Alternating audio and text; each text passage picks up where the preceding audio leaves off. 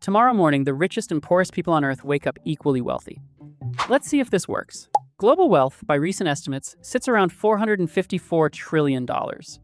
There are about 8.2 billion people on Earth. Divide one by the other, and each person gets roughly $55,000. At first glance, this looks like a clean engineering problem. Known total, known population, distribute the result. That sounds simple enough. But wait, wealth isn't one pile of cash in a vault. It's stocks, real estate, factories, delivery trucks, and one specific dairy cow standing in a field in Wisconsin. You cannot hand someone $55,000 of wealth. You have to hand them $55,000 of something. So the obvious solution is liquidation. Sell everything, convert it to cash, then redistribute the cash. This seems manageable until you ask what selling everything means for one specific thing.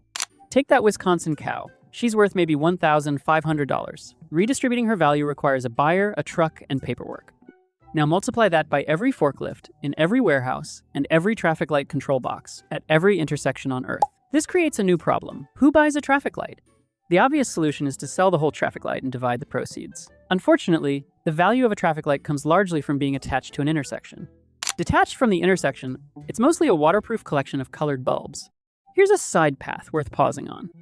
A city parking meter is a small, separable object, so in theory it should split cleanly. But a meter is worthless without the curb space, the parking enforcement officer, and the printer that issues the ticket when you forget to pay. The meter itself is maybe $400 of metal and circuitry. The actual value sits in the system around it, a system that cannot be divided without stopping the flow of coins entirely. Without parking enforcement, the meter still accepts coins.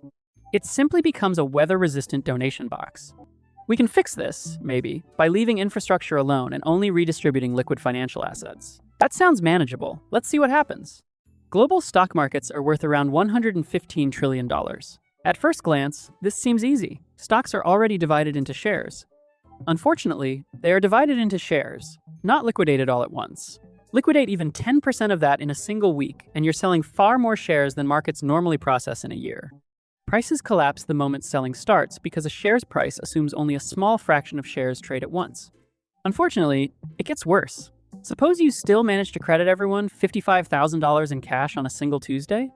Now, 8.2 billion accounts need opening or verifying in countries with wildly different banking systems. Estimate one identity file per person at roughly 2 megabytes for a scanned ID plus transaction records. That's over 16 petabytes of paperwork generated in a single day. A large data center holds perhaps 50 to 100 petabytes. You'd need a meaningful slice of global storage capacity just to file the receipts. But wait, someone has to own the data centers storing those receipts. We have not solved that problem either.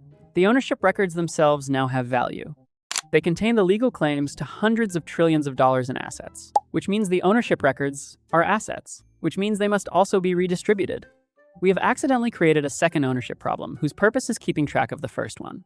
This works for a while, on paper, until Wednesday. By Tuesday evening, someone somewhere has already used their share to buy a bakery. By Wednesday morning, that bakery is once again owned by one person. The traffic light, meanwhile, continues changing colors on schedule. It has not been asked for its opinion. Person A owns a bakery oven. The oven is not especially valuable by itself. A commercial bakery oven costs less than a modest car. The difficult part is convincing flour, electricity, employees, suppliers, and customers to all arrive at the same building at roughly the same time. It produces bread, which generates income. Person B, holding the same $55,000 in cash, has none of those things. So we try again. Instead of redistributing money, we redistribute the productive assets directly. Give everyone a fractional share of every oven, forklift, and cow on Earth. A dairy cow is surprisingly cooperative about this arrangement. She continues producing milk regardless of the ownership structure.